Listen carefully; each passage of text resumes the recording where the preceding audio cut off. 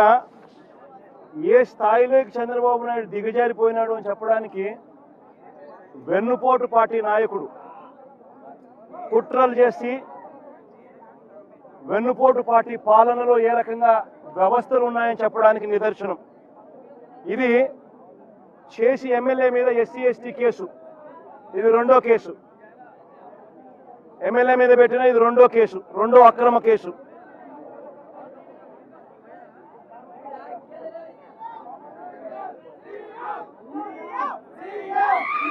నేమకల్లో ఇంకా నేమకల్లో అదే గ్రామంలో ఎమ్మెల్యే మీద పెట్టిన మూడో కేసు ఏమిటో తెలుసా? అదే గ్రామంలో ఎమ్మెల్యే మీద పెట్టిన మూడో కేసు ఏమిటో తెలుసా? ఎమ్మెల్యే కారును ధ్వంసం చేశారంట. కారును ధ్వంసం చేశారంటూ మూడో కేసు పెట్టారు. మీరే దాడి చేస్తారు, మీరే చెయ్యరగొడతారు, ఎమ్మెల్యే తమ్ముడు చెయ్యరగొడతారు. దారిలో పోతా ఉన్న ఎమ్మెల్యే మీద మీరే దాడి చేస్తారు, ఎమ్మెల్యే తమ్ముడు చెయ్యిని మీరే విరగొడతారు. మళ్ళీ ఎమ్మెల్యే మీద ఎస్సీ ఎస్టీ కేసు పెడతారు.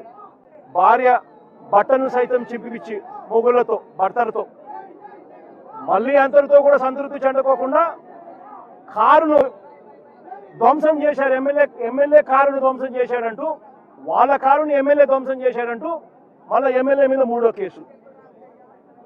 నేను అడుగుతా ఉన్నా, ఇలాంటి అక్రమ కేసులు ఈ మాదిరిగా ప్రజాస్వామ్యంలో పెడతా పోతే ప్రజాస్వామ్యం బతుకుతుందా అనేది ఆలోచన చేయమని చెప్పి ప్రతి ఒక్కరితో కూడా నేను అడుగుతా ఉన్నా.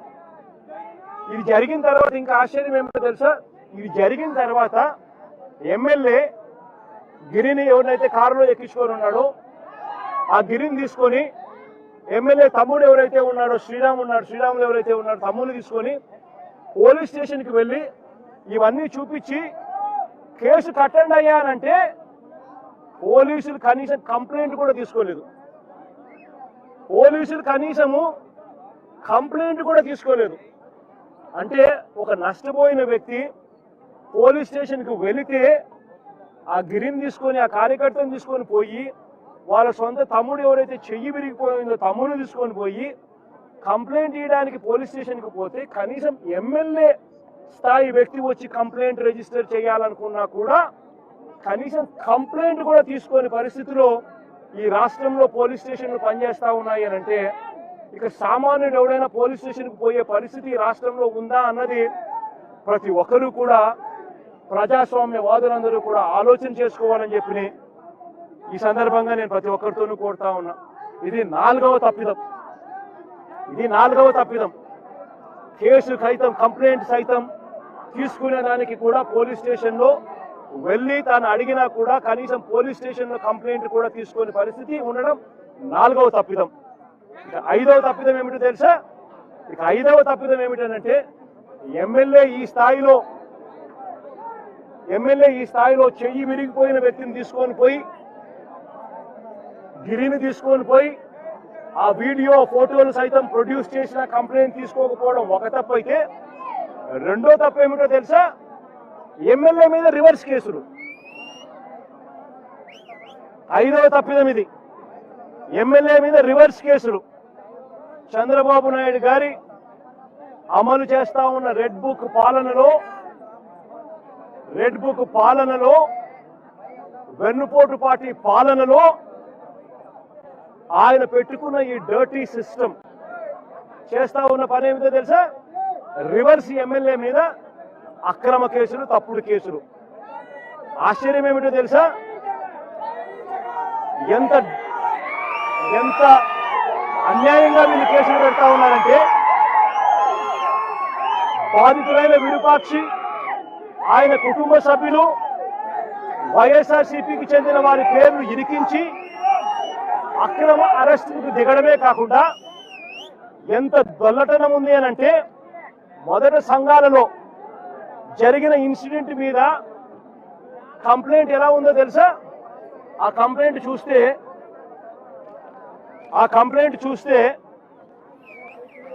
ఆ మొదటి సంఘాల్లో జరిగిన వాళ్ళ కంప్లైంట్ చూస్తే, సంఘాల్లో జరిగిన ఇన్సిడెంట్కి సంబంధించిన కంప్లైంట్ చూస్తే ఏకంగా ఆశ్చర్యం కలిగించే విషయం ఏమిటంటే ఈ కంప్లైంట్లో నలుగురు పేర్లు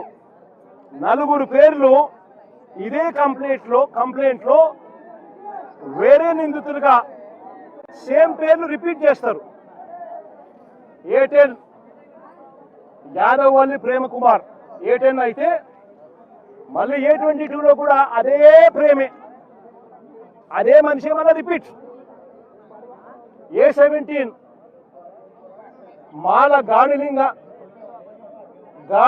A17 అయితే A25లో కూడా మళ్ళీ అదే గాడిలింగ మళ్ళా గాడిలింగ A25 సేమ్ పేరే రిపీట్, సేమ్ మనిషే సేమ్ మనిషే repeat. A19 Sattireddy, A23 Satyanarayana Reddy repeat కంప్లైంట్లో. A14 A18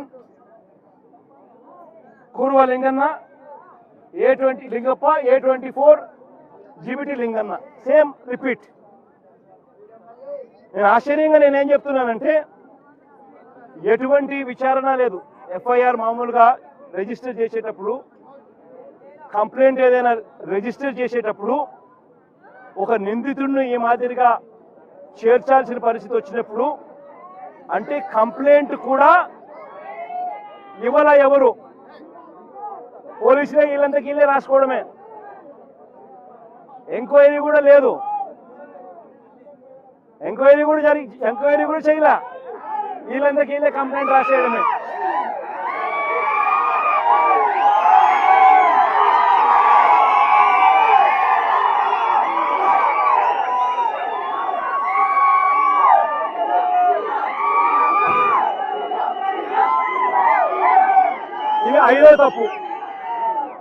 ఇది ఐదవ తప్పు అయితే ఆరవ తప్పు ఏమిటో తెలుసా?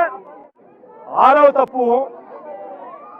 తప్పు ఏమిటి అంటే ఎమ్మెల్యే ఇంటి మీదకి ఎమ్మెల్యే కంప్లైంట్ తీసుకోకపోగా ఎమ్మెల్యే మన ఇంటికి వెళ్ళి తన ఇంట్లో తాను పడుకొని ఉంటే రాత్రి 2:45 వందల మంది పోలీసులను తీసుకొని పోయి ఎమ్మెల్యే డోర్లను పగలగొట్టి CCTV ఫుటేజీలన్నీ కూడా ఎమ్మెల్యే ఇంట్లో ఉండేటన్ని వీళ్ళే దొంగతనం చేసి ఎమ్మెల్యేను అపహరించడం.